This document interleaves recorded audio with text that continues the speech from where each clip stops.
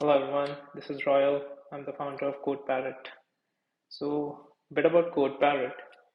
Like as front-end developers, we want to create beautiful, robust web apps, mobile apps, but are often bogged down by how quickly we need to ship things. And that is why we built CodeParrot. It helps you build good components, stable, beautiful, responsive in a matter of seconds. So let's get started with the demo. First, about installation, you can install it from the marketplace. Just search for CodeParrot, you'll see an install button, just click on that. I've already installed it, so I'll just get started with it. Now you can log into CodeParrot using either Figma or GitHub. If you have a Figma file and you want to use that to create components, do the Figma login. Otherwise, you can use any of them. So I'll start with Figma. The login is pretty straightforward. It will take you to the browser. You can authenticate, you can give permissions, and then click on Open VS Code. It will take you back to the VS Code. Now, as you can see, first we have to specify how does the component that we're trying to create look like. We can either use a Figma file component to use that. We can also use a screenshot to describe how the component looks. And in worst case, we can just tell CodeParrot how it looks. So let me get started with a Figma file. I can click on the plus icon to enter my own Figma file. For now, I'll just use the sample one that we have provided. It will load and then it will start using our Figma file. So here it is. Let me click on that. Now you'll be able to see the CodeParrot panel. Here's the preview of the component that we are trying to create. It's a landing page with a heading, navbar, and so on. Now, before I start generating code, I want to specify the code preferences that I have. For example, React instead of Angular, Tailwind instead of inline CSS, TypeScript instead of JavaScript, and so on. I can also specify additional rules like I want to use, let's say, Material UI, or I want my components to be functional components instead of class components. And you can specify as many rules as you want and then click on the save button. Now you're setting the state, and now you can click on the submit icon to start generating code.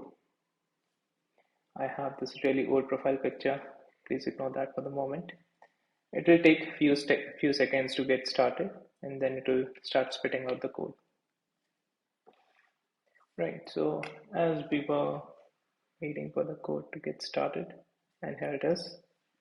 So as you can see, it's using the specifications as I mentioned. Now I can copy paste this code into my relevant file and be done with it. But real world is a bit more complex, right? Like you want additional functionality. So let's say we have this navbar, but we want on mobile screens for it to be responsive. It should convert to a menu icon instead of being the whole tab, you know. So we will specify on mobile the navbar should collapse to a menu. Let's see what it does. It has created few components, navbar, hero. Now it needs to modify the navbar component. Let's see how it does. Right, so it has added the properties which are needed for responsiveness, the tailwind properties hidden on mobile, blah blah blah. So I think it has done a good job, but probably we need more. So let's try one thing. Maybe we can add that on login, create a modal with email and password field with validation for email. Now it is creating that modal. Let's see how it does.